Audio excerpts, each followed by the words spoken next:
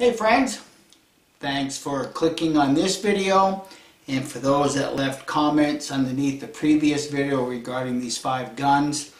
I certainly appreciate it and the food for thought. First of all, I want to give you the date. I double checked the date codes. The 62 Pocket Navy was made in 1980. And as I stated, I'm going to leave it completely in the patina. Somebody suggested leaving it in the patina and then sanding the wood down to fit. I haven't decided that I actually want to do that yet. Right now I'm leaning and leaving this particular revolver the way it is. The other gun, my 51 Navy. I can tell you friends right now that this is, the ASM, and the date code shows this was made in 1982. And my previous thoughts regarding this revolver were that I wasn't sure whether this was fired or not. And taking the gun apart, and if you can see the water table, whoever plumb browned it never even bothered to plumb brown the bottom of the water table. The shadows are growing a little long right now, so I'll try to get through this. So obviously I'm going to have to address that. It's not that big of a deal. But something that I'm going to have to address with this particular revolver is to get the proper fit, I'm going to have to shim the inside of the arbor base. It does touch. Looking at it from right here, I'm guessing it's no more than 2 or 3 thousandths, if even that.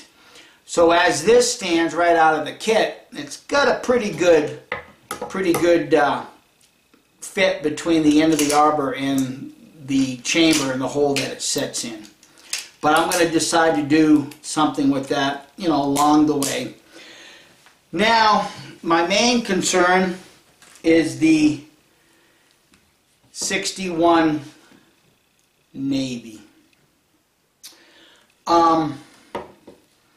This date code shows that it was made in 1978, and it's a Euroarms. I was able to track all of that down. But let me show you an issue with it, and I'll discuss how I resolved it. Let me get this apart. And obviously recognizing a proper fit, this is not a proper fit. Now I've already made an adjustment on the face with the pins aligned, but originally when I had this in this mode right here, it was hanging over the face of the barrel was hanging over onto the frame 69 thousandths of an inch. And obviously that needed to be taken care of. So what I did is I have plenty of flat stock available to me of various thicknesses. So I found a piece of flat stock that was thicker than the 69 thousandths, cut a round disc, and filed it down to where I had the proper fit. I should say sanded it down to the proper fit. Once I installed it, let me get that laying flat, put the gun back together, you can see there's no hitting on the frame. It's a precise fit. Now, when I did that and reassembled the gun, the gap between the forcing cone and the cylinder was about 8 thousandths of an inch, right in through here. Not liking that, I went ahead and started removing some of the metal right here where the barrel meets the frame. And what I did to do that, to have a square cut and an even cut, I took a flat piece of wood, with 220 grit sandpaper. Let me turn this around so that it's easier for me to do. And I just removed some metal. Now, if you're going to do this, do not go back and forth like this, because what's going to happen is you're going to end up not sanding true. So what I did and what I recommend is to put the gun barrel on your sandpaper, and you could feel where it naturally sets. And then don't go straight, cut it or sand it at an angle. Count the number of strokes if you want to. Just do a few this way, a few that way. Like I said, you can actually see or feel where it's going to set true. Now, once I did all of that and reassembled the gun, I was able to close that gap up to about 3/1000 of an inch. My disc had moved. Let me reassemble this. Get the wedge out of the way. When I get completely done with this revolver, the bluing everything, I'm going to take that disc and probably JB weld it into the bottom of the hole that the arbor sets in. Now, there's a couple other guys on YouTube that have different fixes. One of them suggests using a lock washer of the right size, right diameter. Certainly it works. There's another fellow on YouTube talking about drilling a hole and putting a set screw in the front of the arbor. I particularly don't like that idea, just simply because, let me get this at half cock and show you the reason why. Because the arbor is round, and the way these are supposed to work is that the entire surface of the arbor needs to be sitting at the bottom of the hole. In my opinion, if you put like a set screw in there, you've actually changed, basically the bearing surface from the entire diameter of the arbor pin to a singular point. I don't favor that because, whether you may agree or disagree, there's always a little bit of movement inside of these guns, in particular where your arbor is supposed to rest. That's why I favor doing the round disc that I'm electing to do here, because it allows the entire surface of the arbor to set flat instead of just a singular point. And you friends all know that these guns do move because you wouldn't have this kind of slop.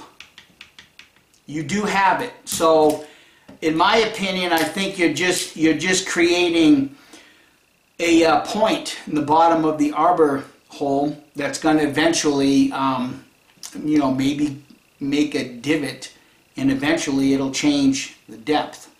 So anyhow, just some food for thought. I've worked on the grips just a little bit to bring the grips forward, and it wasn't so much as removing the wood as it was removing some of the brass where it sets up against the wood on the inside. But I've still got more work to do on that. So anyhow, that's where I'm at with the 61 Navy. The other thing is, and I've already done some recording, so when it gets to this appropriate spot, I'll insert that here. So if the dialogue doesn't sound consistent or all of a sudden it goes haywire, you'll understand why. I was successful in removing the stuck rods in the barrel. It took a little bit of work, but I got it. I put a drill at the end of the rods and spun them so that I was able to cut through the obstruction, which I believe was the cleaning patch. And then on the Kentucky rifle, I was able to put some air to it, and that blew that right out of the barrel. Now the inside of that barrel looks really good. Little bit of polishing, a little bit of compound, and I think that's going to clean up very nicely. The barrel on this Cabela's Hawken didn't fare as well. What I did is I put some heat to it, tried to get the the breech plug pulled. I couldn't do it. And in the meantime, I had tried a couple different times with different heat ranges. And at one point, I'm theorizing that the WD-40 that I had put in the barrel to soak the rag, thinking it was going to help, I believe that WD-40 flashed, and it ended up driving the jag out of the front of the barrel.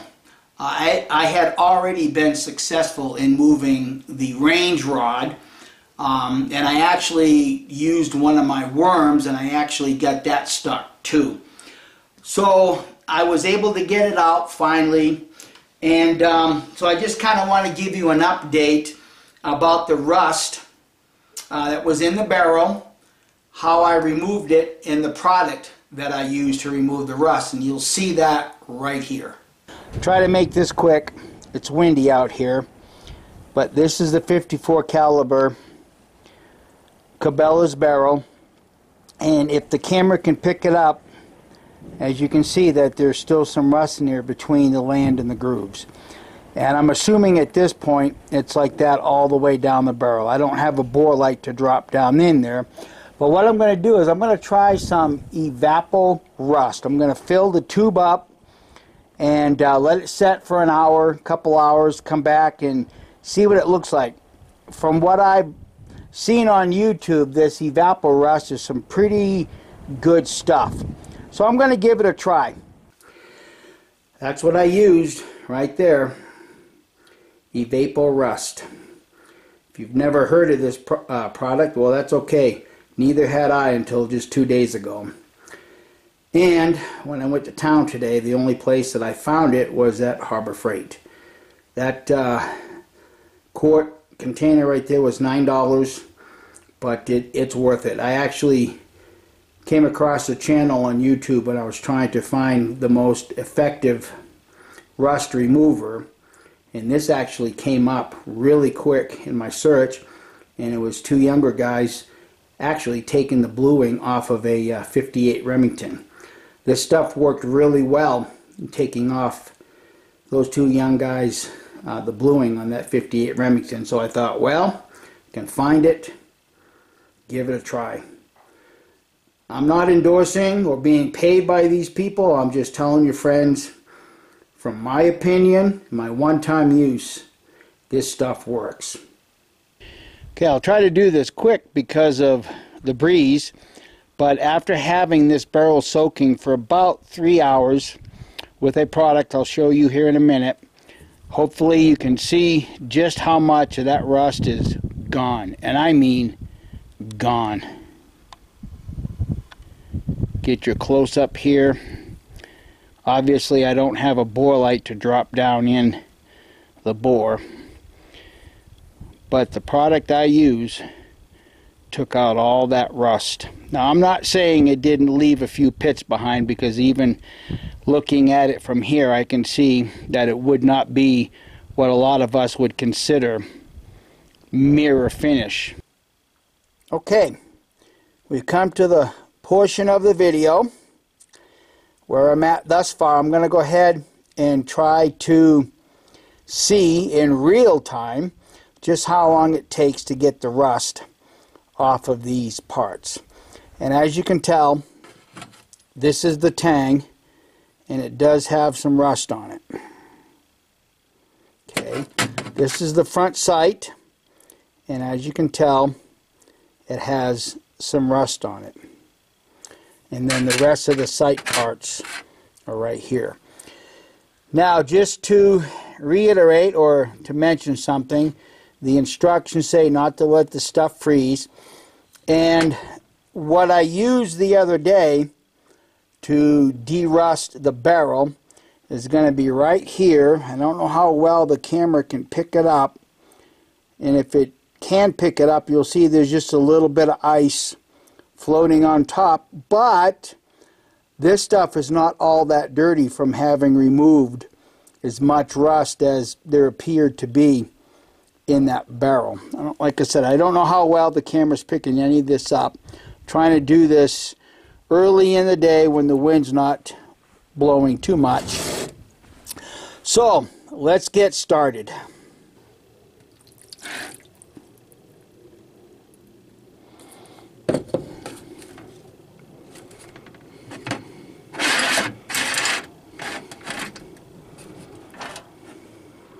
I think I'm going to add a little bit more to it.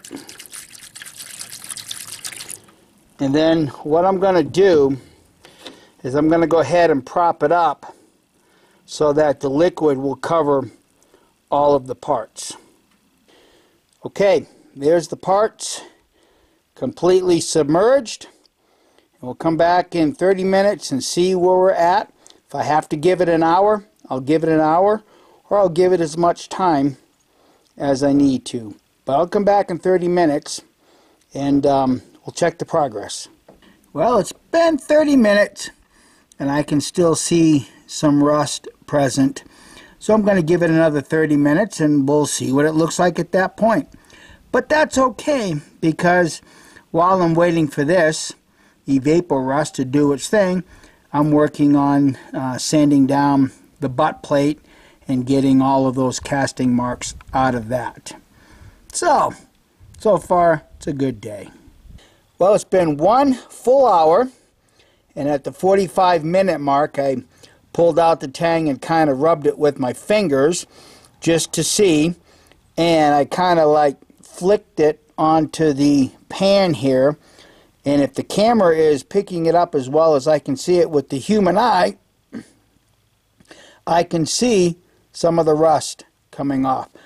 But looking at the tang itself, I'm going to give it another full hour and come back and check on it. Now, while the barrel was soaking, I decided to make good use of the time and start cleaning up the brass. And as you saw in the previous video, that obviously it was a kit gun and none of the brass work was ever cleaned up and polished, which is what I have done. And I've gotten out all of the center seam marks, just reinstalled this to make sure that the fit was still proper, and it is. But you can see though just how well the trigger guard turned out. Did that, cleaned up the nose cap where the ramrod goes into the front of the wood, cleaned up the butt plate, nice and shiny, and also the patch box. Now, I do know that the wood is very proud in a couple of spots, and looking at the gun stock itself, you can imagine that when they clamp the wood into their vise, when they start doing the inletting and the channeling, those vise marks are still in the wood. yeah. The camera's probably not going to pick them up, especially now that the sun is right at the peak of the mountain. Even on this side, you can still see the clamp marks from the from being in the vise when they did all of the inletting work. So obviously, I'm going to be taking that down and resanding it, and having just kind of loosely fit the butt plate onto the rifle and looking at it, I can actually see that most of the wood that needs to be removed will be on the cheek piece side, so I can actually feather that really, really well into the butt stock, the butt plate. On this side, I'm not quite sure. I know the brass is still proud on the top here and on the bottom here. That's not a big deal because I have plenty of brass to file away, and if you look at these are curved anyways. So that's where I stand with that. Now, to conclude the other pieces that I had soaking in the Evapo-Rust, excuse me while I turn on the light. This is how they turned out. All of the rust came off of the pieces. And they look really, really well. That's the tang. This is the adjustable sight. All of the rust came right off of that. I mean, even at this point, I don't even have to hit them with a piece of steel wool because they come out that clean. The front sight does have some pitting on one side. So I may take a little bit of sandpaper and just clean that up, but I really don't know that's necessary. I feel at this point all the parts that need to be plumb browned, in fact the barrel is ready to be plumbed brown, but I don't have any plumb brown, so I'm either going to have to make a run to Albuquerque or just order some, because I've got to order some more parts. On the Kentucky rifle there was no nipple that came with that gun, so I know I have to order that. And I do want to swap out the cones to slick shots, but I'm going to try something first and see what you guys think about this. I watched a video that Blackie Thomas did quite some time ago about filing just a ever so slight of a channel on the top of the cone.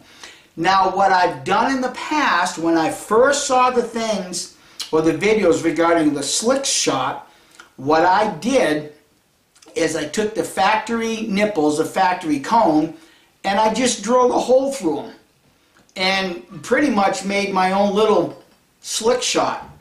But I will tell you, the drill bit I used was a 1/16 of an inch drill bit, and it was, in my opinion, too big.